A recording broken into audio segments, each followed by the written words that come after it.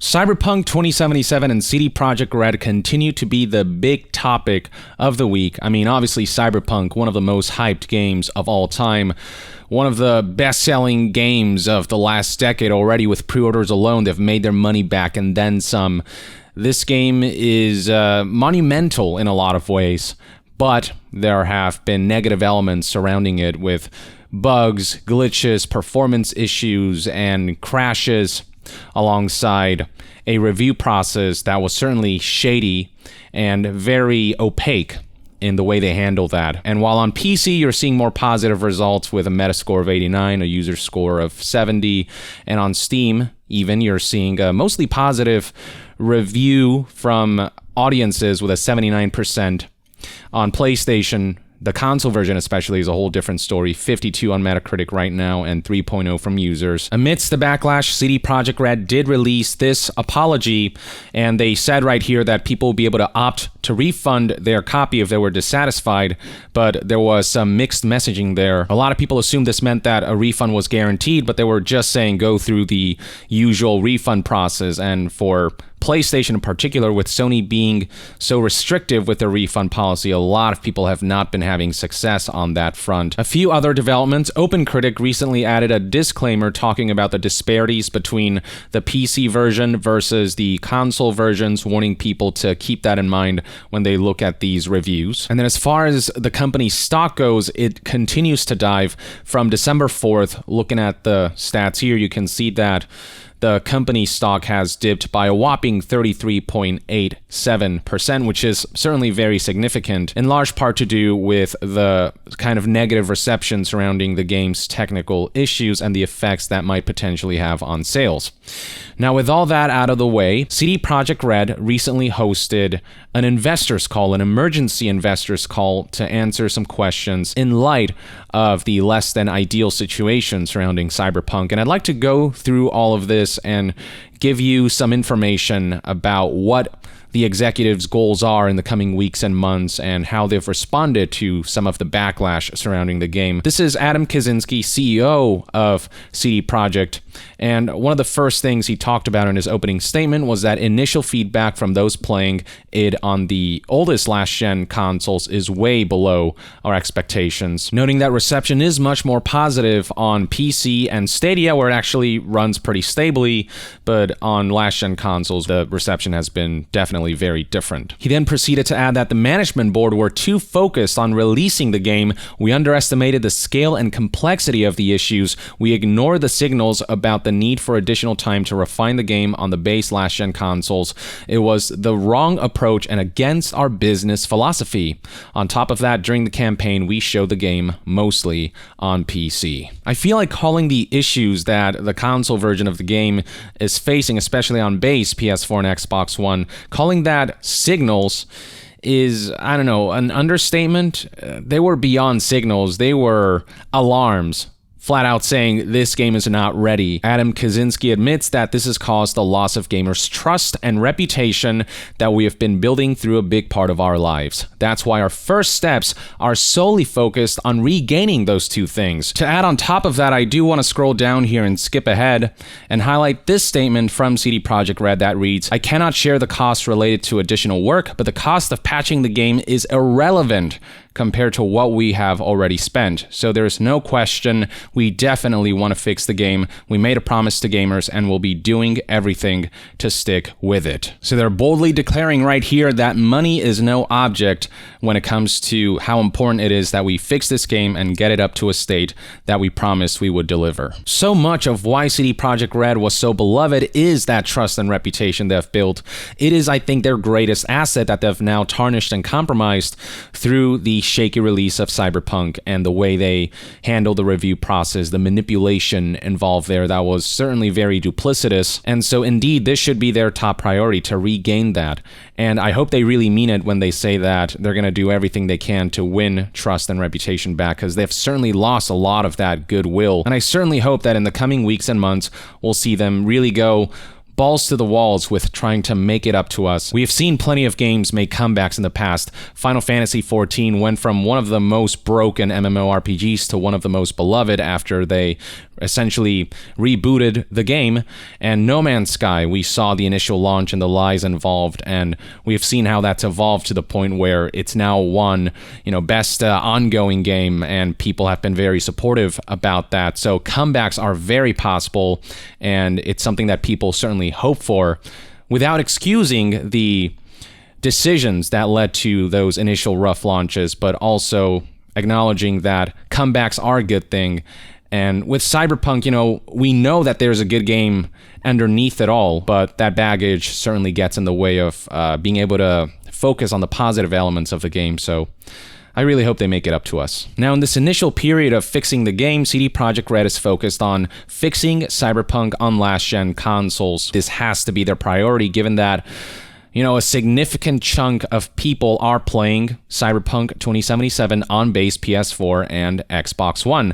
There are more base PS4s and Xbox One sold and in people's homes than there are PS4 Pros and Xbox One X, and certainly way more than PS5 and Series X, which are very difficult to find right now with all the scalpers and the high demand for those consoles. So I think that, bringing the last-gen console versions up to a certain quality bar is paramount. But that's not to say that they're not going to simultaneously work on the PC version. It states right here, big updates are planned for January and February, together with smaller fixes. Of course, PC gamers will also be getting regular updates and fixes to improve the game.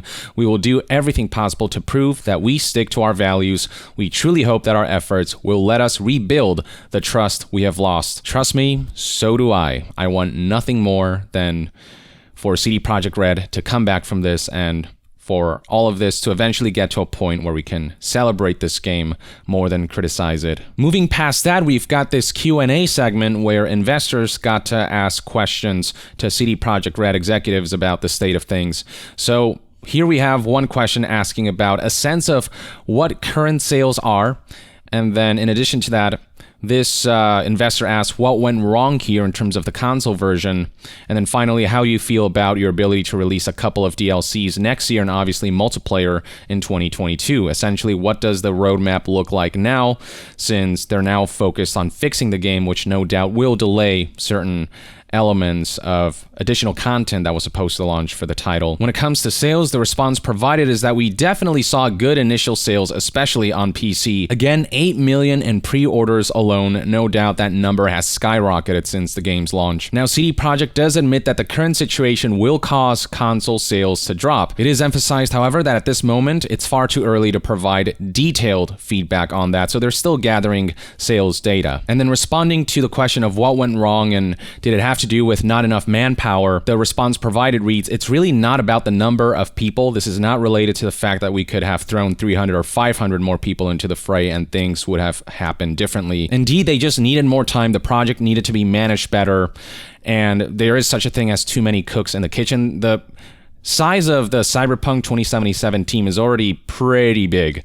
So adding more people to that wasn't going to help. It was just a matter of better management, setting better expectations, and ensuring that they had more time to perfect the game. As far as how all of this might have affected the roadmap for future additional content for Cyberpunk, the simple response provided is that it's just too early to judge. They are still assessing the situation, how much they're going to have to dedicate to the fixes, and that's going to be their number one priority before they really go all out on developing the DLCs and the multiplayer. A similar question was asked about whether the number of testers potentially influenced the state of the game, and the response to that is number of testers, I wouldn't point to it as a major source of problems. Given how it doesn't take much to see a lot of the technical issues surrounding the game, no doubt, testers informed CD Projekt Red of all of the issues, and CD Projekt Red knew the rough state the game was in. It was just a matter of the developers not being given enough time to fix all of that, and the management at CD Projekt, the leaders, the executives, deciding that the game should launch now in the state that the game's in. And the thing is, delays only happen based on the release dates that the executives define, so it's their fault that the game was delayed 3 times.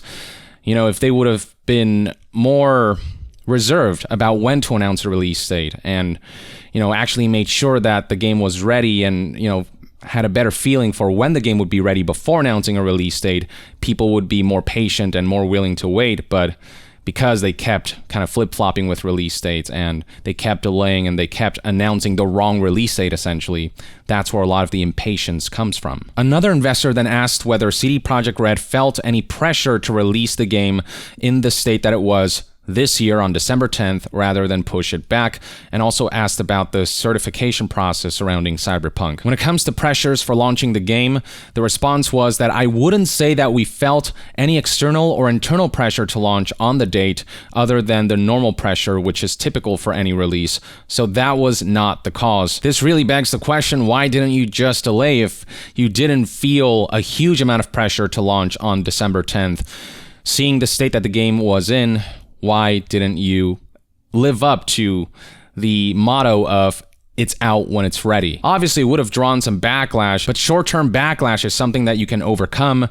Long-term loss of trust and reputation, that's much more difficult to recover from. As far as the certification process goes, with the investor wondering how this got through Sony and Microsoft's certification process when the game was in such a rough state, the response provided by CD Projekt was that this is definitely on our side. I can only assume that they trusted that we're going to fix things upon release, and that obviously did not come together exactly as we had planned. Now, there does seem to be some misconception surrounding what the certification process actually is. It isn't necessarily a quality check. It's more about whether a game will break the console. Apparently, this is a thread by Rami Ismail, who is a game developer who has knowledge of the certification process, and in this thread, he straight up highlights that things like T-posing NPCs and the like, that doesn't fall under the purview of the certification process. It's more about technical stuff that may cause issues with the console itself. That's what they check for, and CD Projekt Red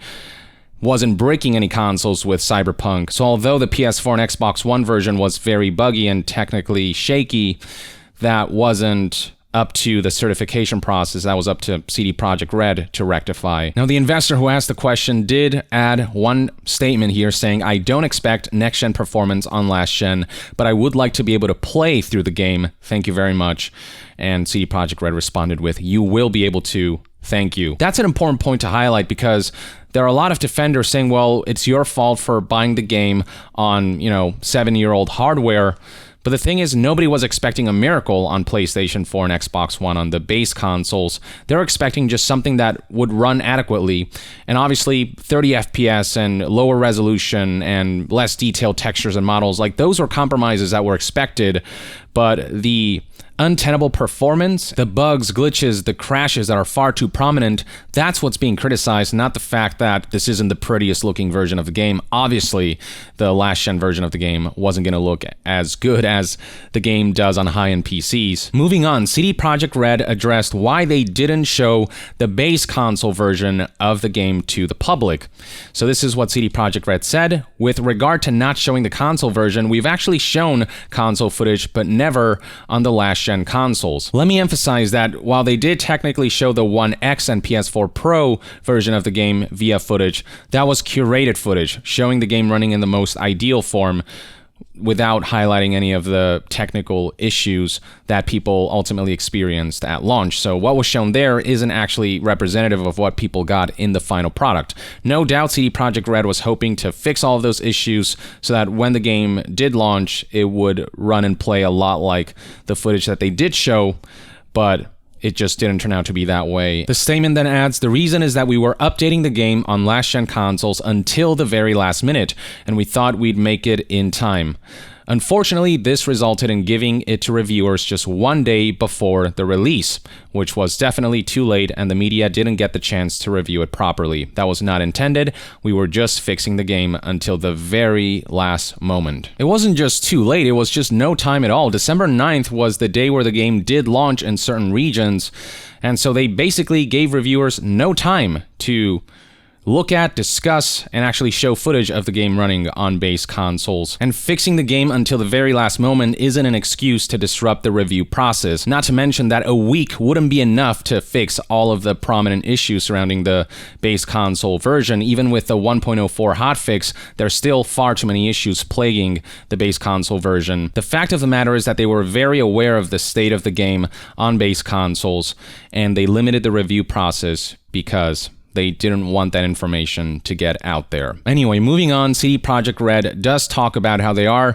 giving their employees a time to rest, especially with the holidays coming up, stating people are tired. Regardless of the situation and regardless of patches, we will not simply continue working as before. Our people need to rest a bit. We will have a strong team working on patches at least until February. It's understandable that people are impatient for these patches, given that they were expecting the game to work adequately enough on day one, but I do believe that, the employees definitely need to rest. They've been working on this game for so many years now, and for them to be able to do their best work, they need to be well rested and clear their heads.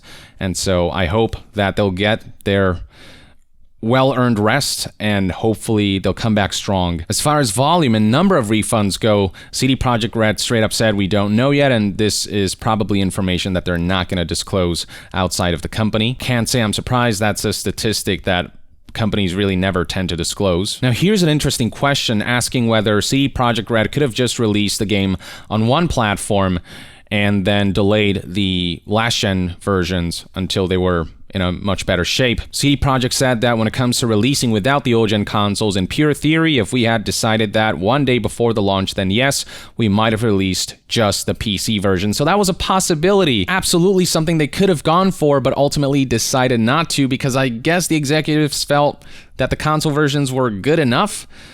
But no, just absolutely not. Really, this would have been the best move, I think. Just focus on refining the PC version, make a good impression, and then work on the last-gen versions so that those are also received well after the reception of the PC version and runs well enough. Now, it's a different story with the current new generation of consoles, because those are apparently completely different versions of the game, so it's not something that they already have on hand. That's something that they're still developing and working on. So launching the PC version alongside the next-gen upgraded versions of the game, that was not a possibility. They could either launch just PC or PC and last-gen consoles. They chose the latter option. Big mistake. I think if they would have put out a statement saying we're only launching on PC for now because we feel the quality bar isn't met for last-gen versions and we want everyone to have the best experience possible, I think a lot of people would have understood. Obviously some people would have been upset, but a lot of people would have understood and would have appreciated the dedication to ensuring quality. Moving on, CD Projekt Red does emphasize that it's not all been negative feedback. Plenty of people have been having a lot of fun with the game, just as I had tons of fun with the game, and I really hold the substance of the game in high regard. Even though it's not perfect, I had a genuinely awesome time with it when the bugs didn't get in the way. And so they talk here about how, the Steam reviews are at 79% now, and if you filter those who have played 10 hours or more, the score is 85%, which I think that's a bullshit metric. A lot of people maybe aren't playing past the 10-hour mark because of all the bugs and glitches. Maybe they're waiting until the game's patched. I think all of the reviews should be taken into consideration. But yeah, on PC, there is a good amount of positive reception. It's just the console versions, especially where the reviews have been scathing, though they have been getting some positive feedback from players playing the game on old-gen consoles. And to be fair, I've also seen people flat out say, hey, I've been playing on base PS4 or base Xbox One. My version, at least based on my experience, it seems to be running fine or adequate enough for me. And to those people who have been having less issues with the base old-gen consoles, I legitimately am happy for you. I'm happy that you ultimately got to enjoy the game, but understand that for many people, it's just not been an ideal experience, and that's not something that should just be ignored. Last but not least, I want to highlight that in terms of pre-orders, there have been more PC pre-orders than console pre-orders. So of the 8 million, 59% of sales were for PC and 41% of sales were for consoles. But CD Projekt Red does highlight that PC gamers tend to pre-order more than consoles. Console sales tend to catch up after launch, so we're probably going to see a more even distribution and maybe potentially consoles overtaking PC, given how large the user base is for PlayStation 4 and Xbox One. And no doubt the PS5 and Xbox Series X player base will grow significantly as well over the years, who may also purchase Cyberpunk 2077. But yeah, 41% of pre-orders on consoles, that's millions of people who are playing on Xbox One and PS4, millions of people who are having a compromised experience that doesn't allow them to fully enjoy what is at the center a very enjoyable game. Hopefully CD Projekt Red making their #1 priority to win back trust and reputation by fixing the game and through potentially other means. I hope all of that becomes true. I hope all of that becomes reality. Again, I would love nothing more than for CD Projekt Red to come back from this and show that they are genuinely sorry about the situation, and hopefully they learn from all of this and never, ever attempt some of the things that they pulled with the launch of Cyberpunk 2077 ever again. So that's all of the most important information from this transcript of the latest emergency investors call from CD Projekt Red. Let me know in the comments below what your thoughts and opinions are on everything relayed here by CD Projekt. And to be further updated on all things gaming news, reviews, and discussions, stay tuned right here on Young Yeah. I'll see you guys next time. Young out.